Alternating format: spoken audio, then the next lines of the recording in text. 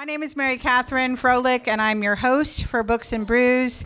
As Matt said, this is a conversation, and I am so excited to have our author here tonight and be talking about something that is what we're going to be doing with feasting and gathering, and it's a way of looking at it in a different way. So let me tell you, if you don't know who Gabrielle is, she is a celebrated foraging educator, community mycologist, and climate advocate whose high energy, humor-laced videos have attracted almost 2 million followers.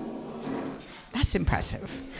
Known online as the Chaotic Forager and affectionately dubbed the internet's mushroom auntie, she leads keynotes, workshops, and guided forays, one of which I was very fortunate to join her on in October of a year ago, and I can tell you how amazing they are. Across the United States, she champions accessible and ethical relationships with wild food and fungi. They're all correct. Thank you. I said it like 20 times, knowing NPR. Gabrielle is also a PhD student at the University of Virginia, where her research in the music composition and computer technologies program explores how sound can deepen our dialogue with the natural world. So there's so many places we can go in this conversation tonight. Her debut book, which we're talking about tonight, Gathered, on foraging, feasting, and the seasonal life, invites readers to reimagine taste, place, and responsibility. Let's give Gabrielle a warm welcome. Thank you. Thanks for journeying to Books and Brews. This is great. Thanks for having me. Yes. What would we forage right now, Gabrielle? Just to get an idea of, if you thought about stopping somewhere along the way, what would we possibly be able to get off the land right now? So yesterday, actually, I was out picking juniper, which is in season right now. It's that big, spiky-looking tree that has the scaly little branches. They almost look like little lizard feet, and they've got these beautiful blue berry-looking things on them that are actually tiny little cones. So I've been foraging them. What else? Oyster mushrooms are in season. Bluets or Calibia nuda are in season. They're these pretty purple mushrooms. There's always something. There's always something. Yeah. I love that. And juniper makes me think of your first chapter in Juniper Ash. Yes, yeah. And we'll get into that, indigenous foods and how complicated and just the things you weave in this book. Talk to us. I mean, how many foragers do we have in the room? How many people who say they forage? Raise your hand. A few. Can I ask the question a different way? Yeah. How many of you have ever picked a berry? Oh, yeah, you're all foragers. I love that. That's wonderful. In fact, I was talking to my dad today about his first foraging experience, and he said he ate an acorn, and it kind of held him away from foraging for a while. That is a great way to jump into a conversation about processing and why it's important to pay attention to the directions before you eat something. But right.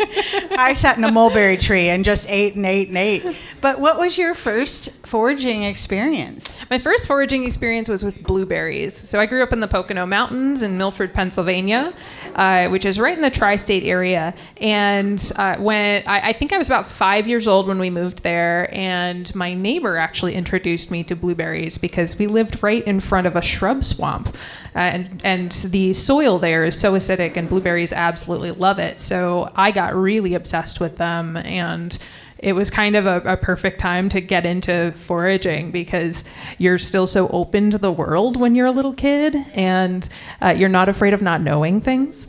And so that's one thing that has always stuck with me. You're so present, and you're so curious as a kid. And that whole experience is just so fun. It's so fun to go out picking berries and looking for mushrooms and exploring what's around you. And did that hook you then for this kind of Yeah, life. Absolutely.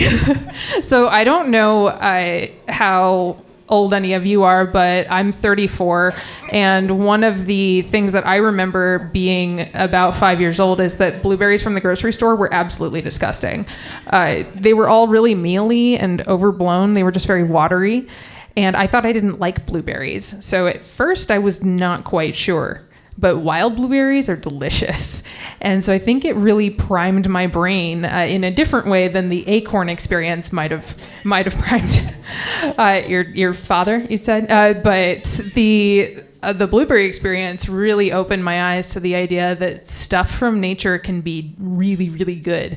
And that has absolutely been how I've lived my life, assuming that the stuff I'm getting from the forest is better. And usually I'm right. Was there any fright in that encounter, in experiencing picking and just eating? No, I don't think that I was afraid. I think I was just a little apprehensive because I wasn't sure if I was going to like it. But it never even occurred to me that what I could be putting in my mouth would be toxic or anything like that. Yeah. That, I think, is the benefit of age as well. Yeah. Is that we are willing to take a lot more risk. What do you think is the most critical skill for a forager? It is probably restraint. Being able to look at what's in front of you and be excited about it, but also observe it for what it really is instead of what you want it to be. So if you're new to foraging, there are probably a lot of things when you go out in the woods that you can't identify. And if you can identify nothing at all, you're probably pretty safe because you're not going to assume that whatever you're finding is edible. If you can identify like 5 or 10 wild foods, you're in danger because you're going to assume that almost everything that you see is one of those 5 or 10 things. And you need to have that ability to stop yourself and to really critically assess what's in front of you, and also to pay attention to stuff like sustainability. Like, if I harvest this, like, what are the implications of that? How do I harvest this properly? How do I make sure that there's enough for everybody who might need some? How do I make sure that what I'm harvesting is, something that's okay to harvest and is not going to do damage to the ecosystem, that it's legal to harvest? So there are a lot of things that you have to pay attention to, but I really think that restraint is one of the best skills that you can have as a forager. That makes a lot of sense. And it's something that when you're 5 or 7 and climbing your neighbor's mulberry tree, you're not thinking of. No, right? no, you learn it from the tummy ache later. Now let's talk. We can talk a ton. There's so many topics in this book, but I really want to dive into, and when we had our foraging walk in Waynesboro, before the book came out, and she told me the book was coming, I was like, we have got to do a conversation. We've got to talk about this. But even before, there's so much depth of what you share. In the book, I can't recommend it enough. And I keep going on about it, and I told her I'm gushing, and I probably will. But the stories that you craft, they're so, and your voice, what makes this book different from other wild food guides? I think a lot of wild food guides are, rightly so, very prescriptive. So they're going to tell you what to harvest. They're going to tell you when to harvest it, where it grows, and any lookalikes that might exist. And all of that information is critical for any sort of a foraging book. But I wanted to write a book that taught more of the soft skills of foraging in addition to the ID points. So you will see field guide information. You'll see how to preserve this, how to process it, all of that.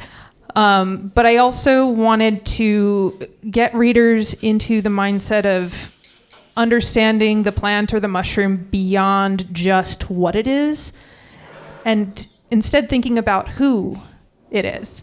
How are these systems of life connected to each other? How are we able to recognize ourselves and make ourselves better people by interacting with nature?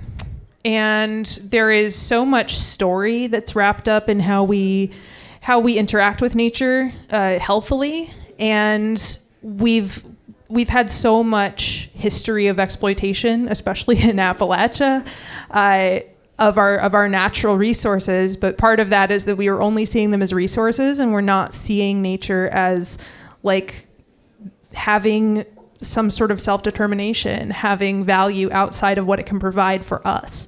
So that's one of the things I wanted to hammer home. And I think, just taking you to the first chapter, which is called Stillness. You start from a place of loss, of not feeling. It's also putting you into that place. And there's a scene that I was reading, going, oh my gosh, you don't have the right shoes because you don't have the money to get them. You've fallen down a ravine. You're after something elusive, and then suddenly you look over to the side and you say, you're struck by this long green grass spikes poking up through the snow in bunches. So what was that? And how did that relate to, you at the time? You said it sparked and it gave you courage. Mm-hmm. Yeah, so the grass I was talking about is actually another thing that is great to forage right now, which is Allium vinale or field garlic. If you're a lawn guy, you know that it's the stuff that's sticking up a lot taller than everything else right now. It's probably driving you crazy. Just eat it if it makes you angry, because it's very good and it's also invasive. So, go ham. But one of the things that really struck me about it at that particular time was its tenacity. It's a green thing growing out of the snow in the bitter cold, and there is, I think, a fairly obvious lesson about resilience there. And nature is really good at providing those lessons right when you need them. Also, I'm fine. I didn't die. I'm still here. But I think that experience and experiences like it are also really important for new foragers to learn about, because we all make mistakes, and it is only foolish people pretend that they've never made any mistakes. And I try not to be a foolish person as much as possible, but we all have missteps. We all do stupid things, and what's important is being able to figure out how to move forward. And I think that the field garlic was a good lesson for me in that moment of moving forward and figuring out how to get myself through it. And in that same chapter, you include recipes at the end, after you've encountered these plants that have maybe changed your path or given you courage. You then talk about how you can eat them. What do you do with field garlic? I do a lot of things. My favorite recipe for field garlic is something that I call popcorn dust, although you can literally use it on anything. It's basically just a seasoning where you take nutritional yeast and salt, and the long green parts of the field garlic, you dry those, and then you grind it all up together, and then you sprinkle it over like movie theater popcorn. It's delicious. So don't curse that grass in your yard that's sticking up and driving you crazy, or your garden. I know I have. You also have a section that's called Gathering Exercises. And I have to say, they stop you. There was one in this section of Stillness that you talked about, the 4 minutes and 33 seconds. Can you tell us a little bit about that? Yeah, so currently I'm getting a PhD in music composition at UVA. And I spend a lot of time with composers like John Cage and Yoko Ono and Laurie Anderson. And one thing that I've really taken away from the time that I've spent with composers like that is this idea of text scores and exercises that can be done, or it can at least be read through and thought through, almost like poetry and almost like music, but not really quite like either. And sometimes those moments where you have to just sort of stop and you have to think about or meditate on a specific thing can be really beneficial for building that respectful, reciprocal relationship with nature. So it's part of why I wanted to include them. I very much see creativity and foraging as being super connected to each other. So it's something that I wanted to include in the book as well. Again, it's a practical. I sat with my grandchildren for 4 minutes and 33 seconds, and that was a 2-year-old. And they talked about what they heard in that time. So it's a gift that you give on top of all of that information on foraging. Now, you are known as the chaotic forager to 2 million plus people, and also the mushroom auntie. Let's talk. Chaotic forager sounds just fabulous, but let's talk about that mushroom auntie. We all, and you even speak about it in the book, about our fear of the mushroom. We're kind of fascinated and fearful at the same time. So what first drew you to the mushroom? How'd you get over that? I think that one of the best antidotes to fear is curiosity. And I really wasn't afraid of mushrooms per se. I didn't think about them. They were there, and I just knew that they weren't for me, and so I just sort of ignored them. And there was a light bulb moment when I was about, I think, 24, 25 years old. I had taken up trail running. I put it down almost as soon as I picked it up. I'm very clumsy. But I was out on a trail run, and I saw these big clusters of mushrooms. And I was like, what's going on here? I've never seen anything quite like this. And maybe I had. Maybe I just hadn't noticed. But I stopped, and I took a picture from about 14 feet away, really blurry. And I was like, I got to figure out what these are. And I'd never really had that impulse with mushrooms before. So I started Googling, as one does, and I found this Facebook group. I'd gotten books, and I was trying to figure it out, but I got on this Facebook group, and it was the Indiana Mushrooms Facebook group. So I posted my picture, and I did everything wrong, the way that you're not supposed to do it. Blurry picture. What's this mushroom? No other details about anything at all. And fortunately, people were very nice to me, and they said, well, we think that given the time of year, it's probably this specific type of honey mushroom, Des Armillaria caspitosa, or the ringless honey mushroom. But you should check it against a field guide, and you should get pictures of the top and the bottom and the side and all of this. And so I went back, and I got better pictures, and I brought a couple specimens home, and they confirmed my ID, and I looked it up in one of the books that I'd gotten and saw that it was edible. And so I really sat with it, and I kind of waffled for a while, and I finally decided, okay, I'm going to eat a couple bites, and then I'm going to go to bed. And if I feel fine in the morning, I don't recommend doing this, by the way. Be more certain before you eat something. But I woke up the next morning, not dead, and I thought, oh, I got really lucky finding an edible mushroom on my first try. Maybe there are more. And then I kept like sitting in these groups and going out looking for mushrooms. And I got to the point where I was looking at pictures people were posting, and I was trying to identify them before I opened the comments to see what was there, to see what the experts had said. And then over time, I realized that I was getting pretty good at it, that my pattern recognition was really starting to get sharper for mushrooms. And I was hooked. Yeah. That was going to be my question, is whether you ate that mushroom. Oh, yeah, I did. Yeah, you did. I did. And then I went back for more the next day because I didn't die. Well, you talk about a nibble, like nibbling and a spit test. Is that something you recommend if you haven't identified it? A nibble spit test is something that mushroom foragers will do for certain species in order to speciate. So in order to identify something down to its species, and sometimes just as a general category to determine edibility within a genus or like a certain category of mushrooms. It's not something most beginners need to do, because most of you are probably not going to eat things that need to be identified that way at the beginning. It's something that more advanced mycologists will do, but in general, one of the reasons that I included that tip is that I wanted people to understand that you can actually touch and taste any mushroom that you want. You just have to spit it out. But all mushrooms are fine to touch. All mushrooms are fine to taste as long as you don't actually swallow them, because any mushroom toxins have to go through your GI tract in order to hurt you.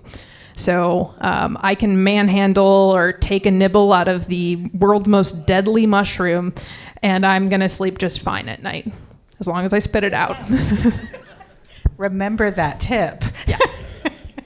What makes a really good mushroom hunter? Somebody who is able to identify more than just mushrooms. I don't know if you guys have picked up on this, but a lot of the mushrooms that we like to harvest are small. And you know what's hard to see in forests? Small things. You know what mushrooms like? Trees, specific trees often. You know what's easier to see than a mushroom? A tree. If you can learn how to identify trees, if you can learn how to identify terrain, if you can pay attention to things like where water is collecting or where it's most likely to collect when it's dry, you are going to be so much better at finding mushrooms than most people. There's a section in your book you talk about sort of a scuttle around a tree. Yes, yeah, the mushroom dance, where during hen of the woods season, which is unfortunately over now, if you want to find a hen of the woods or Gryphila frondosa, which is this delicious mushroom, you have to look around oak trees, big old oak trees.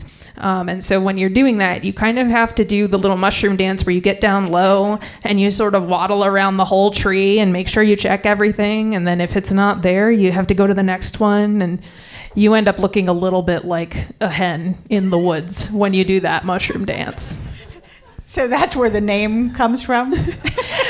No, it's actually because that mushroom looks like a chicken, like fluffed out over a nest of eggs. They're these beautiful mushrooms that look like they have feathers. I thought it was maybe just the mushroom hunter. Yeah. I love that. There's a part where you talk about, too, sort of getting into the mind of a mushroom.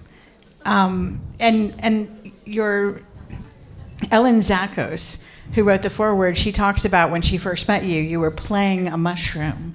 And when I first read that, I thought you were in theater. So you really think they're wonderful. I mean, what is it about the mushroom that draws you in so much? I think it's a lot of things. Mushrooms love to defy categorization. So any attempt that we make to put them in a box, you're always going to find exceptions. There's always going to be some way that they don't behave how you would expect them to. And I think that like there's a certain degree to which I identify with mushrooms in that way. They're also they're intoxicating to find. You have to look for them. It's hard work, but it's really rewarding work. They come in so many different colors and textures and flavors. There are mushrooms that are absolutely stunning and weird, and it's just this whole kingdom of life that we don't know as much about as we know other kingdoms of life.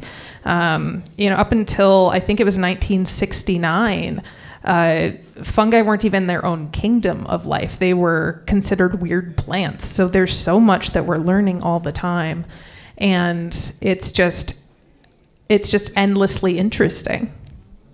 What would you say is your favorite part of the process? Is it the finding it, the hunt, the prepping it, the eating, the sharing, or the teaching about it? Oh man, that's like asking me to like pick my favorite kid. I don't even have children, but pick my favorite cat. I think that probably the thing that brings me the most joy is that full circle moment where I get to teach. But I also love just the process of searching and of trying to absorb all the information that I need to find a certain species.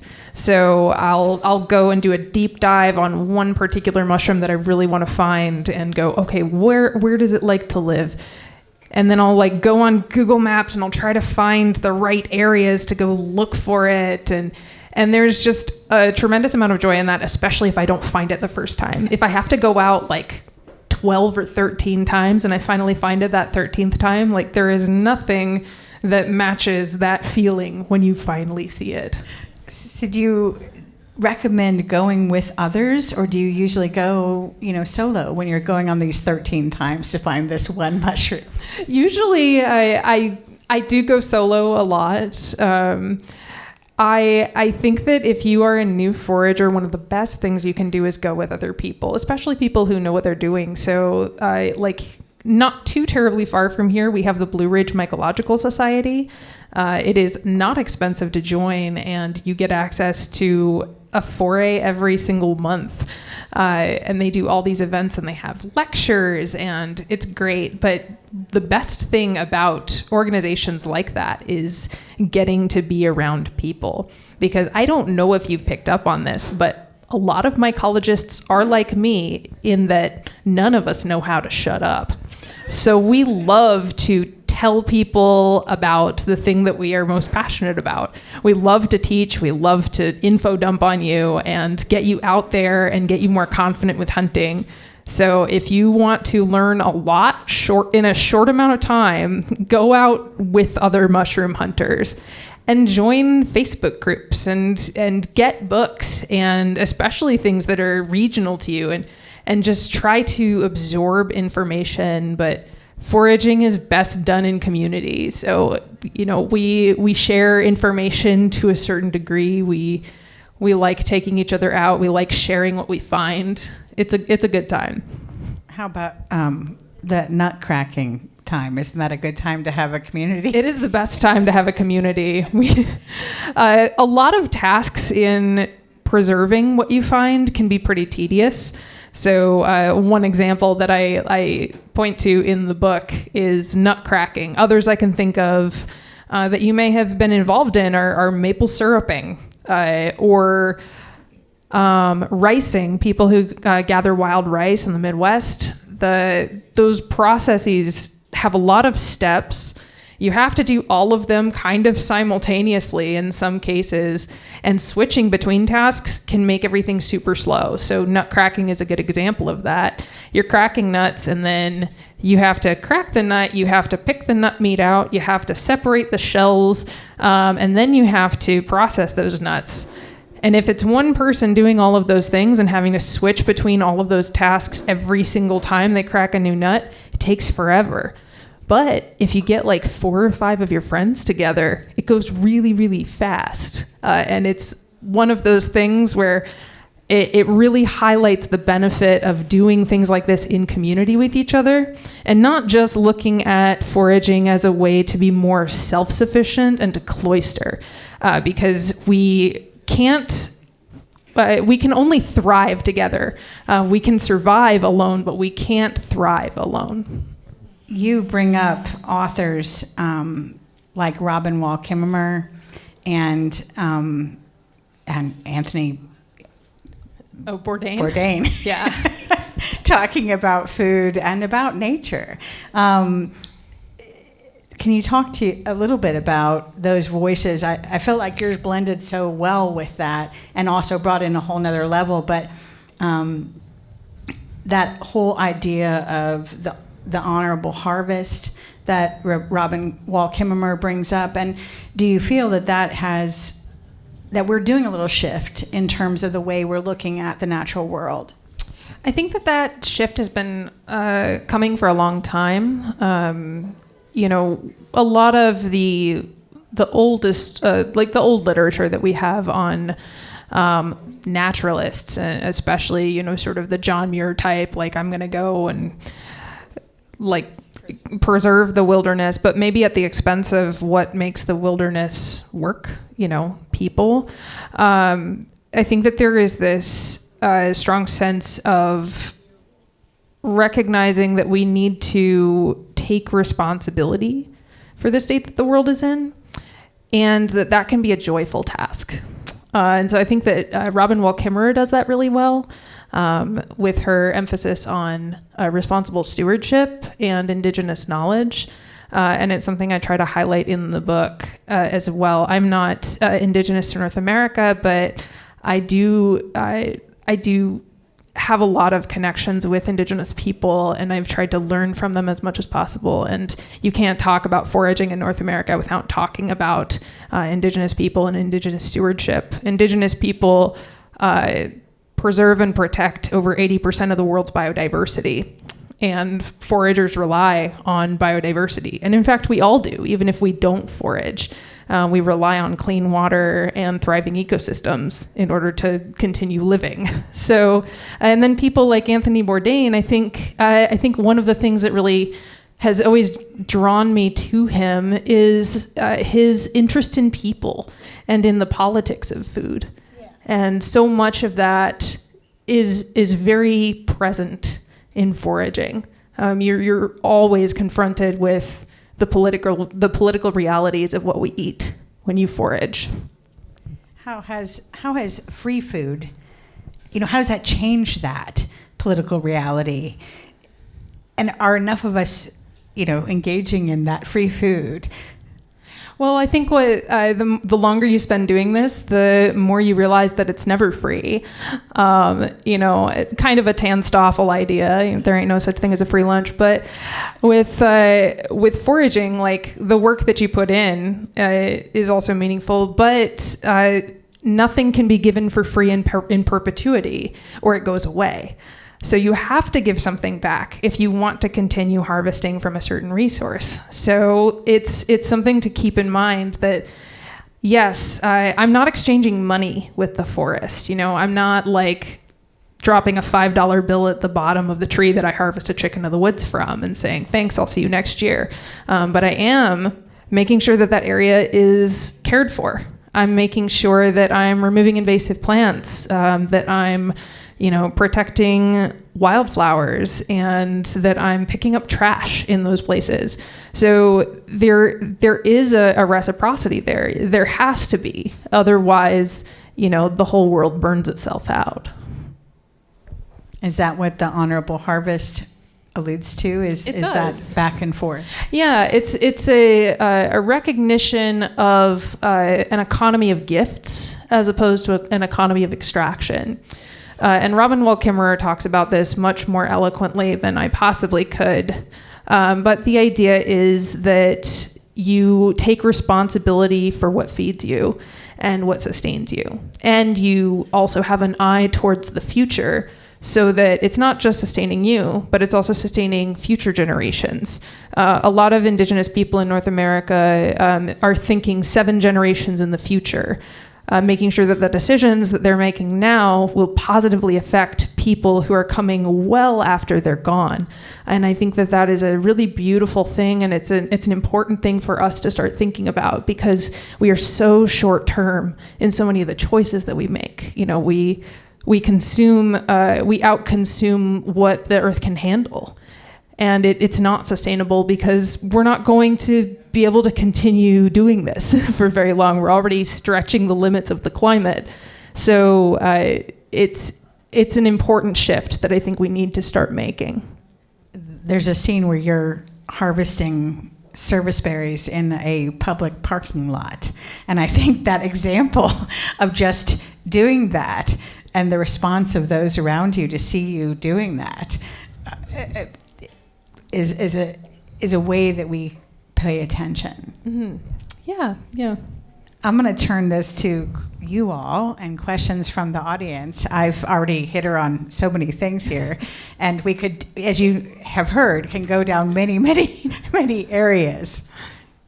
Yeah, so absolutely. Have you turned mycology and art and music and found the music?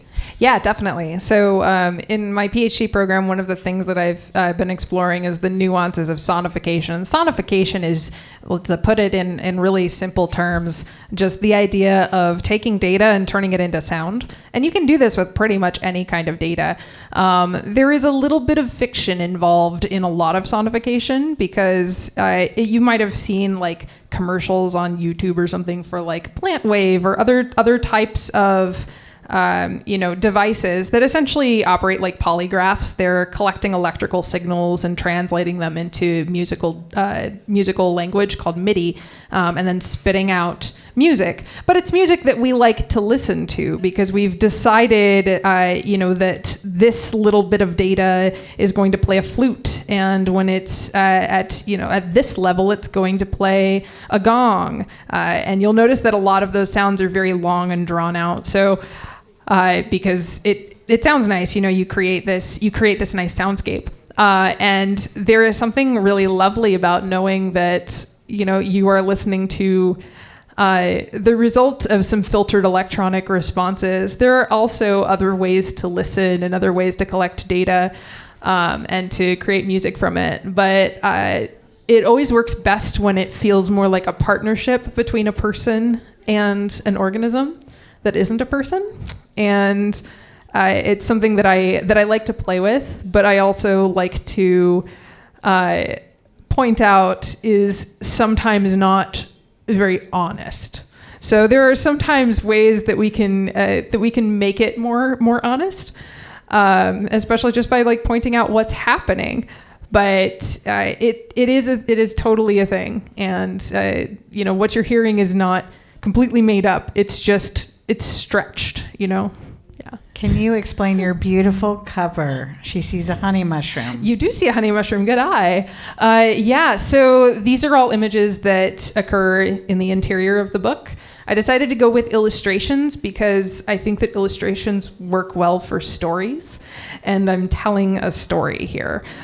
So the illustrations were done by a friend of mine who is also an excellent naturalist named Madison Memmering, and she did this beautiful spread, and she's also got these ink drawings inside. But the reason I went with her is because she does things that are extremely botanically accurate, but they also feel like they have a soul.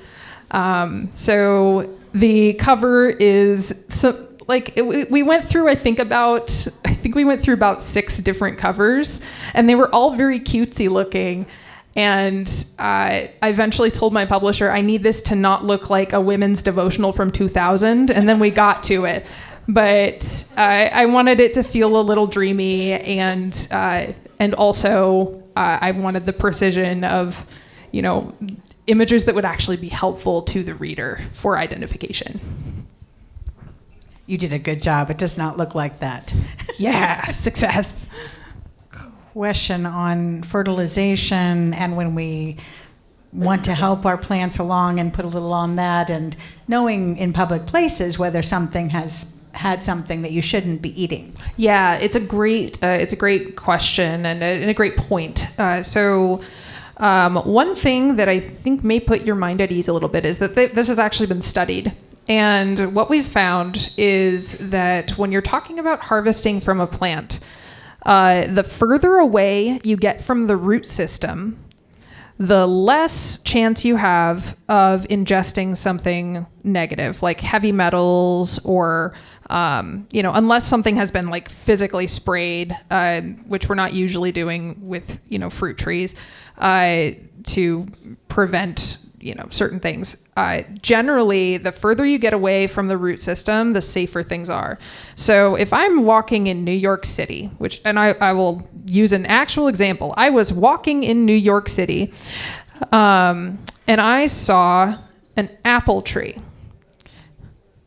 And right next to it, I saw some burdock. So for burdock, typically you would eat the roots. I'm not going to eat the roots of burdock growing in New York City. However, I did pick an apple and eat it because we're very far away from the root system. Roots are really good at hanging on to heavy metals and toxins. Roots are bioaccumulators. But when I'm picking apples or I'm picking service berries or nanny berries in a city, I don't even think twice about it. Yeah. The Ewell Gibbons, I've envisioned him throughout this, who died of stomach cancer. How do you protect yourself from accumulating things that you wouldn't have wanted to? So it's a good question. The short answer is that you can never totally protect yourself from risk. And the fact is that we're also exposing ourselves to risks all the time from eating things that are grown on farms or things that are produced in factories. But when it comes to wild food, one of the best ways that you can keep yourself safe long term is to make sure that the things that you're eating are prepared properly. So one thing I'll point to is in certain parts of Eastern Europe, they have a higher incidences of stomach cancer than people in the United States. And they think that part of that is because a lot of Eastern Europeans will indiscriminately eat certain Russula species of mushrooms and also certain Gyromitra, both of which are known to possess certain compounds that can contribute to stomach cancer. They're known carcinogens. And one of the best things you can do to minimize that risk is to maybe not eat them indiscriminately. And that's been the advice that has been shared with more folks in Eastern Europe now, where eating wild mushrooms is very, very common. But in general, make sure that you know what you're doing when you're preparing things. Even a morel is toxic if you don't cook it. There have been people who have died from eating uncooked morels. Certain Gyromitra shouldn't be eaten. There's one Gyromitra esculenta that we don't really see here very often, but it contains a lot of hydrazines, and hydrazines are certain types of hydrazines are literally components of rocket fuel, and we don't want to be eating that. But those hydrazines can be blown off at certain temperatures. So it's really like you've got to make sure that you know what you're working with and whether or not there's a way to make it actually safe. And don't take a bunch of chances. Yeah. Have you composed any music that really comes from your view and vision of nature as sacred? Almost all of my music is nature-based, inspired by nature. So I have pieces that are inspired by mycelium networks. Mycelium is the underground portion of a fungus, and it connects life in a forest, especially tree and plant life. I have pieces that are sort of waxing poetic about how a certain mushroom likes to grow. So I have a piece that's based on a honey mushroom, actually. And they do this cool thing where they keep cloning themselves over and over again. So I have pieces that do that musically. I have other pieces that are that literally involve food, that are mixed media things. So there are almost everything that I make at this point in my life is somehow connected to my love of nature.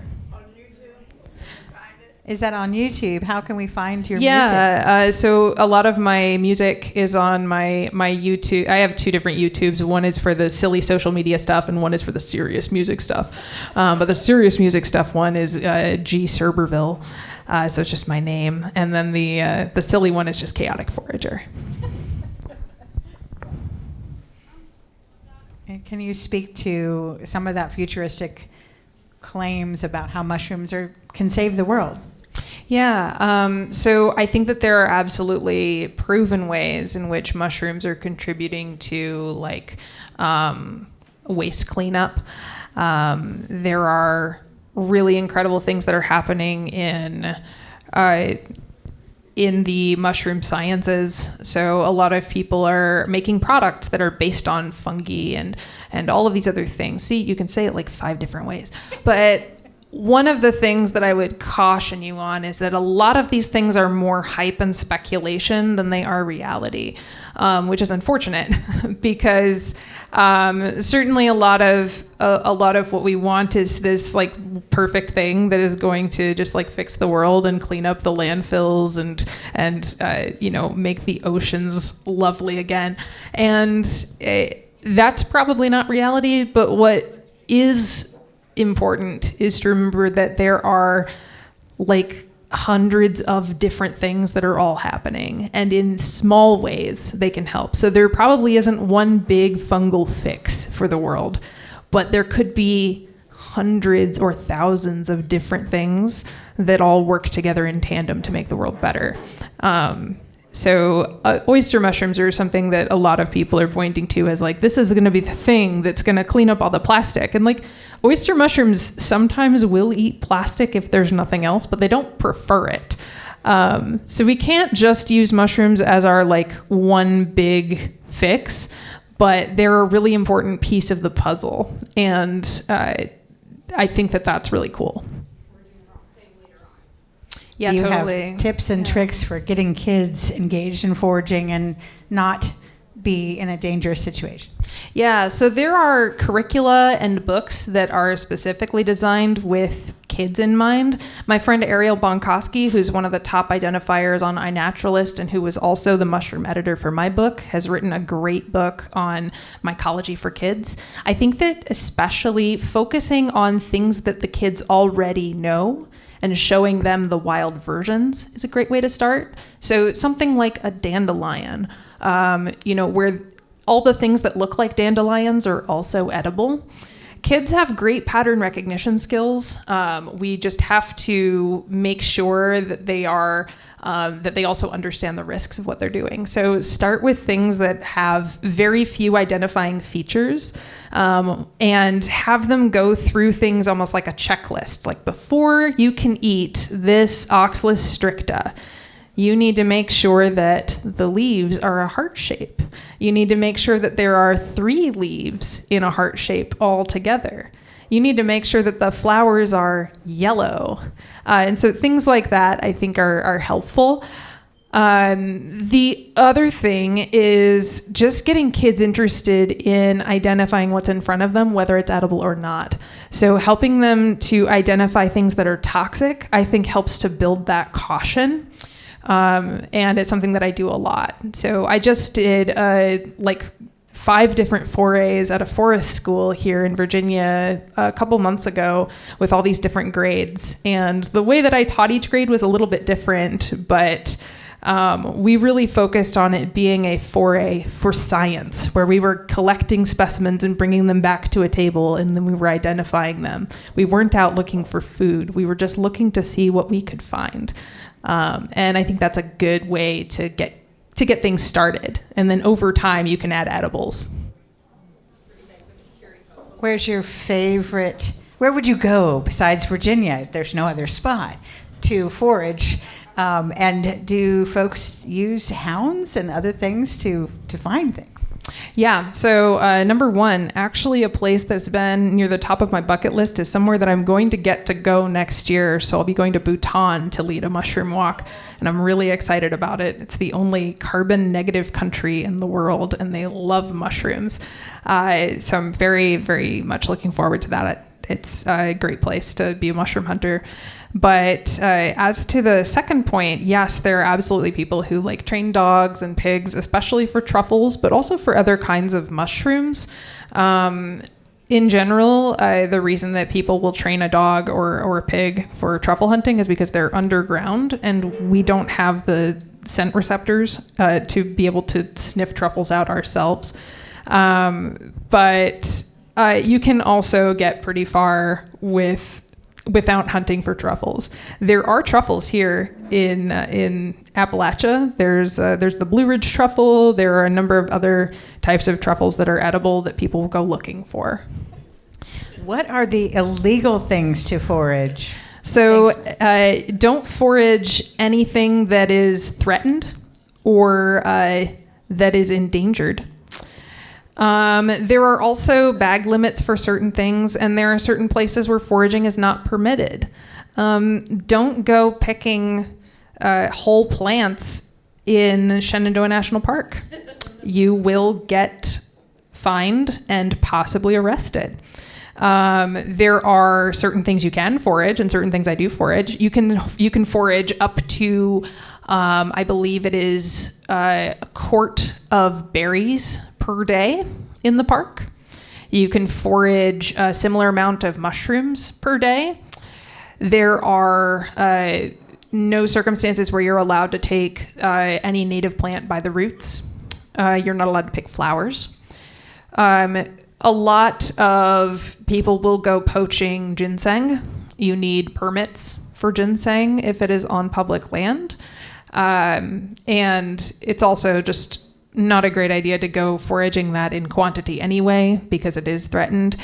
There are also something to keep in mind is even if you're not foraging something, when you are walking through the woods looking for the thing that you are trying to find, make sure that you're aware of where you are stepping, because I went foraging with a group of people who were not the best at paying attention to where they were going, and one of them stepped on an orchid, and I almost cried. So just be aware of where you're going and where you're allowed to be. You can look these things up ahead of time on like the city website. You can look them up on the DNR website, but make sure that you know what you're allowed to be doing. Is there a rule of thumb, such as you don't eat the gills for the mushrooms, that one can follow? And how much nutrition is in mushrooms? Could you survive for a week in the woods? So if anybody's ever told you a rule of thumb for mushrooms, it's probably wrong. There are plenty of gilled mushrooms that are edible. There are plenty that are toxic. You are more likely to run across a toxic species if it is gilled, but we also have toxic polypores, which don't have gills. We have toxic boletes, not so toxic that they're going to kill you, but still toxic. So that's generally, I would say, probably not a great rule to follow. Most of the mushrooms that I would have a beginner foraging for are not gilled mushrooms, but some of them are. And to the second question, which I'm currently trying to remember because my brain has started to short out. Nutritional content, yes. You would get pretty far on protein. You would not get very far on fat. So as a human being, your body needs a certain balance of protein, carbohydrates, and fats in order to keep itself alive. Mushrooms, a lot of mushrooms actually can offer a good bit of protein. The fungal kingdom is much closer to the animal kingdom in terms of the evolutionary split than it is to the plant kingdom. So that's kind of why mushrooms are meatier. The tricky bit would be that your body also needs fat in order to survive. So that's why if you've ever heard of rabbit starvation, if you only subsist on a diet of rabbit, you will eventually die because your body needs fat. Your body also needs carbohydrates for fuel, and most mushrooms are not great at providing those. So you would need some other things. If I had to survive on only things that I could find and eat in the woods, I would probably look for nuts as my first option, because something like a walnut is a 1-to-1-to-1 balance between carbohydrates, protein, and fat. Which makes me think, what are you eating for the holidays? I will figure that out at some point. I am not somebody who plans a menu. What will you find out there, right? Exactly. Yes, one more question. What proportion of your diet is foraged? It depends entirely on what time of year it is. So in the summer, there are days where I eat nothing but foraged food. And I can go for weeks just eating foraged food and maybe supplementing with like some olive oil or salt. But in the winter, that amount goes down significantly. I start showing up at my grocery store more often with my tail between my legs going, I need a box of Kraft dinner. But it really depends. It depends on the time of year. It depends on what my larder or my pantry situation is looking like. It depends on how dry it is. This was a great year for mushrooms, so I was eating mushrooms at almost every meal. So it totally depends. But I would say that in general, it's anywhere from like 90% to 10%. I would say the recipes speak that language. They're amazing, and it makes you appreciate so many plants and fruits in so many new ways. So, yeah. What is next for you, or how can people find more information? I think, besides getting the book tonight, which they should. Yeah, so you can find me on my website at chaoticforager.com. I'm also on social media. Anywhere that there's a social media account, it's going to be Chaotic Forager. And I'm working on my PhD, and I'm trying to convince my publisher to let me do another book. So if this one does well, then I've got a better chance of that.